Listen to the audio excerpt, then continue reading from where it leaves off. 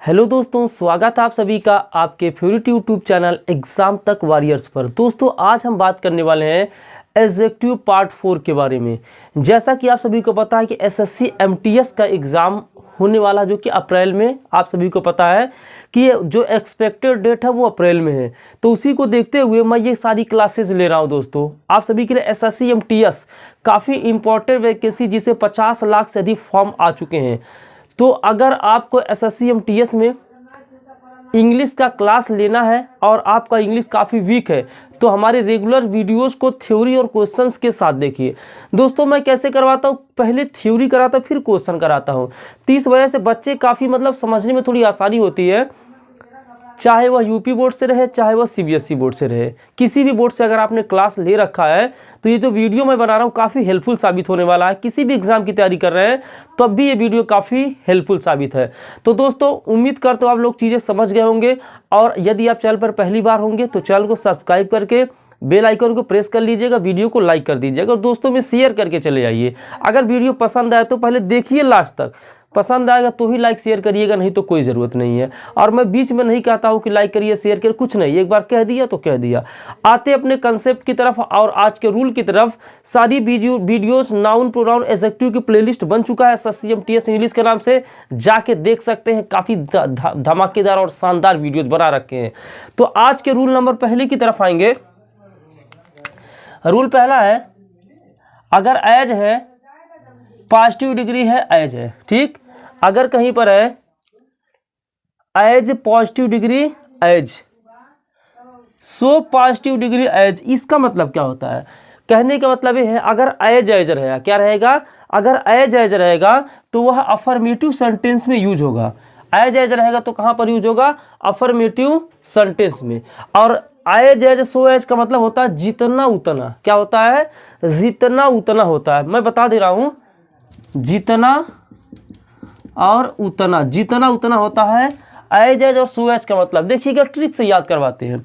यहाँ भी ए है, यहाँ भी ए है, दोनों जगह ए है ना, तो दोनों जगह ए है तो ए से क्या बनता है?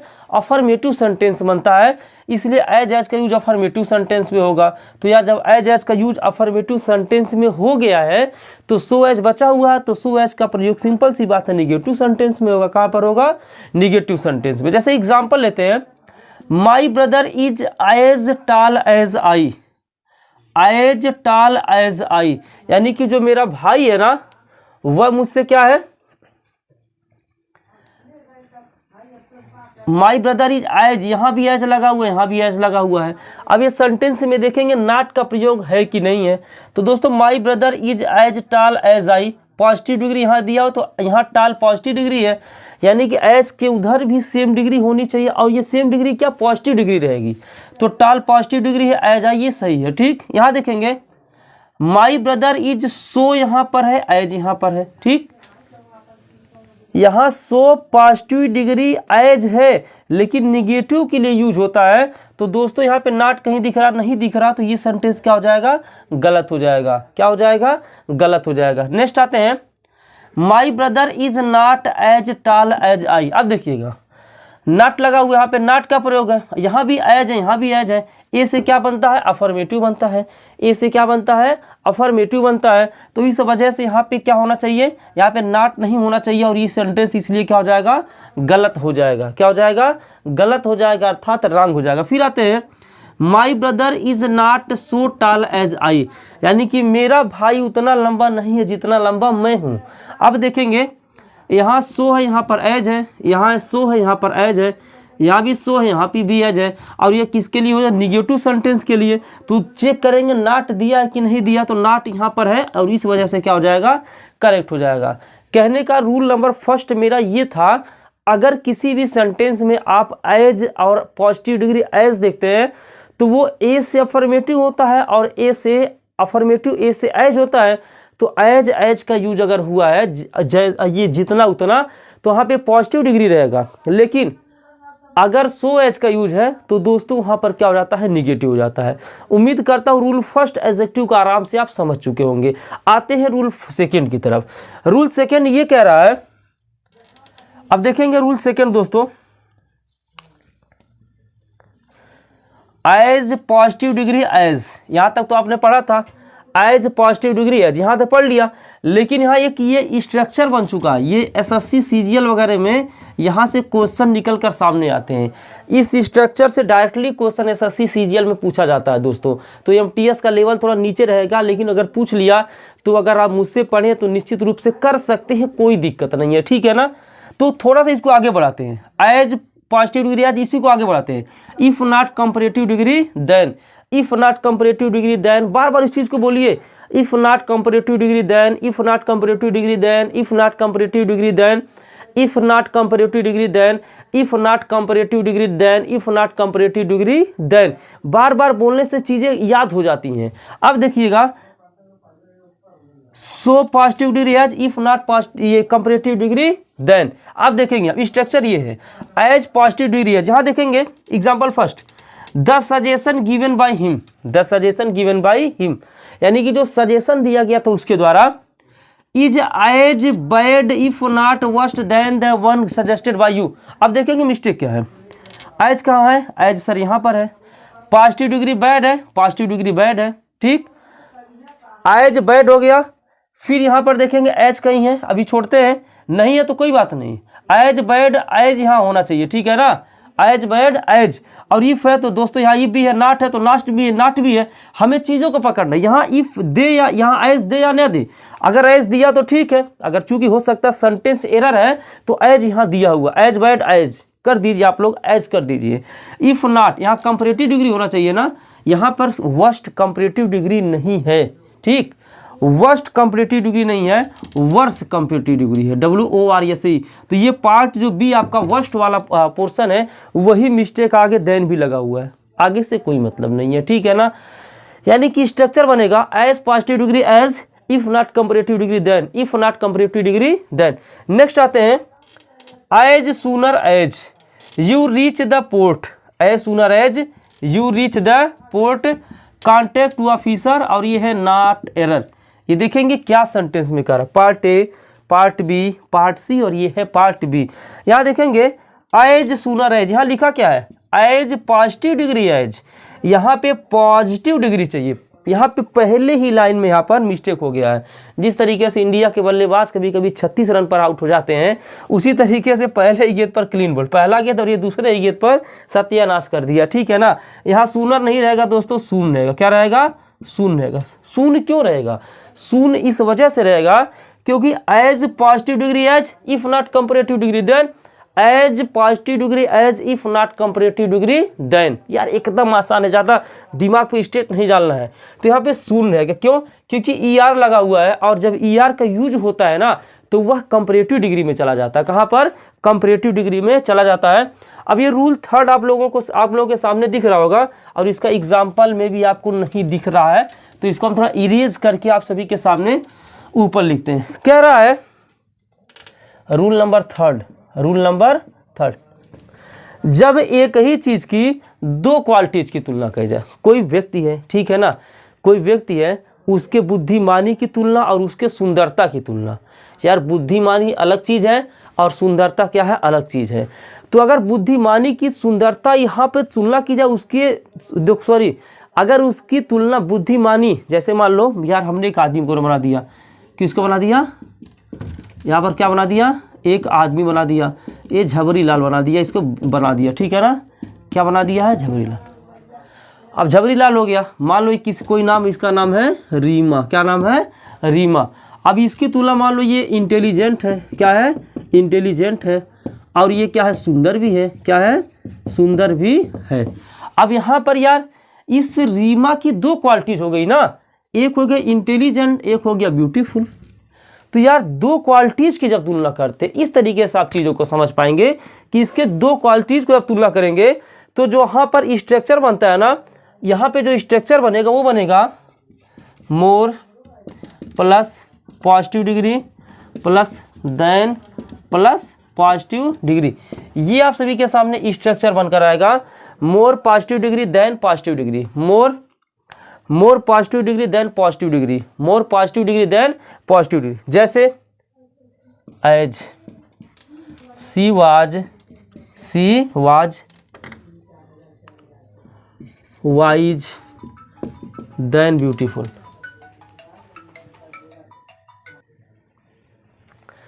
सॉरी दोस्तों, कॉल आ गया था, अब बहुत ज़रूरी कॉल था, रिसीव करना पड़ा, उसके लिए माफ़ी चाहता हूँ, ठीक, क्लास को डिस्टर्ब करने के लिए।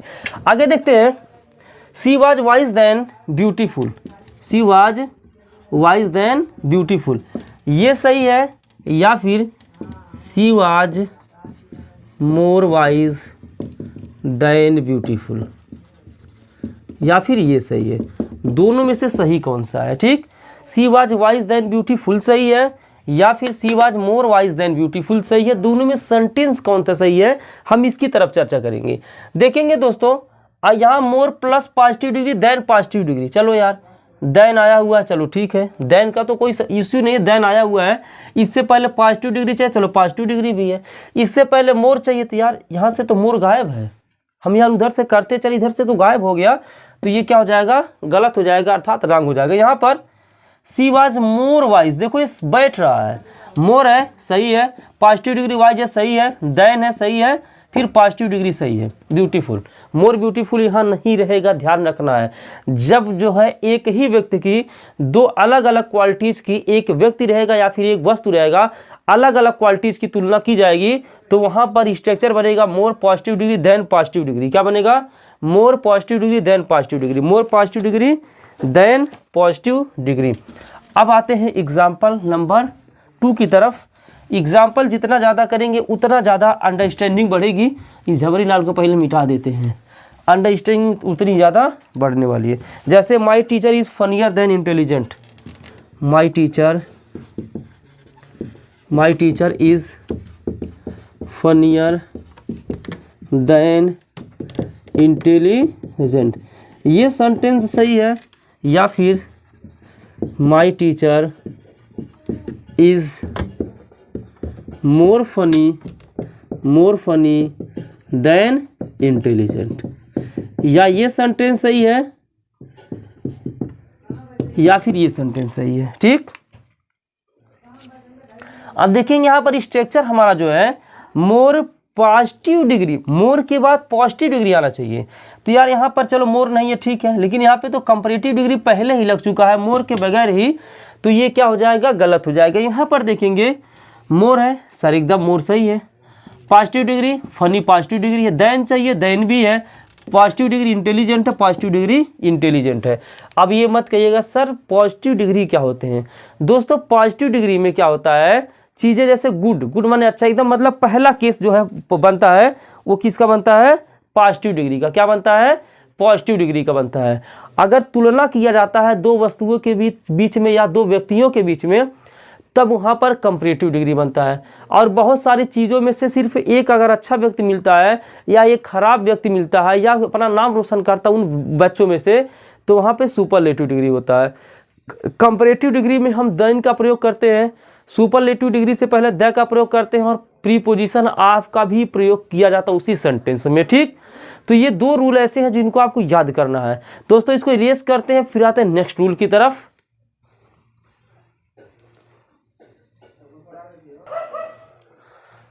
दोस्तों अब आते हैं हम अपने रूल नंबर 4 की तरफ। आज के लिए जो रूल नंबर 4 है वो क्या कह रहा है, इसकी तरफ हम थोड़ा चर्चा करते हैं। आज का जो रूल नंबर 4 है, यहाँ पर जो स्ट्रक्चर दिया हुआ है दोस्तों, अभी आपके दिमाग में एक चीज़ आ रहा होगा, सर जो स्ट्रक्चर लिख रहे हैं वो याद नहीं होता है। तो दोस्तों मैं बार बार कहता हूँ कि रिवीजन करिए। Revision is the best way to memorise these structures. अर्थात अगर आपको स्ट्रक्चर याद करना है तो आप बार बार चीज़ों को देखिए, डेली रिवीजन करिए, तब जाकर स्ट्रक्चर आपको समझ में आएगा। ठीक है ना, याद नहीं करना है, समझना है, पढ़ना है, बार बार रट्टा भी नहीं मारना है, ये बात आप जान लीजिए। ऑफ द टू का हम केस देखते हैं, द प्लस कंपैरेटिव डिग्री, फिर ऑफ द टू, और उसके बाद ऑफ द टू के बाद क्या आता है दोस्तों? प्लूरल आता है। क्या आता है? प्लूरल आता है। देखते हैं द बेटर ऑफ टू, देखेंगे ऑफ टू यहाँ है, चलो ये ऑफ टू दोनों में है, लेकिन यहाँ पे कंपैरेटिव डिग्री चाहिए द के बाद कंपैरेटिव डिग्री बेटर में है, तो ये सही हो जाएगा और ये क्या हो जाएगा? गलत हो जाएगा। क्या हो जाएगा? गलत हो जाएगा। अगला है सी इज़ द बेस्ट। देखो इसका हिंदी क्या हो रहा है उससे आपको मतलब ज़्यादा नहीं रखना है।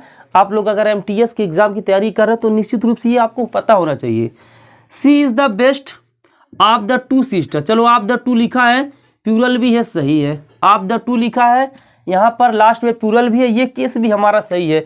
लेकिन सर एक चीज़ नहीं समझ में आ रहा है कि यहाँ पर देखेंगे क्या केस बन जा रहा है। यहाँ पर केस ये है कि यहाँ पर कंपैरेटिव डिग्री होना चाहिए, तो बेस्ट कंपैरेटिव डिग्री है या फिर बेटर कंपैरेटिव डिग्री। तो आप सभी को पता बेटर कंपैरेटिव डिग्री है, तो ये सही हो जाएगा और ये गलत हो जाएगा। क्या हो जाएगा? गलत हो जाएगा। ठीक, जबरी लाल के स्टाइल में।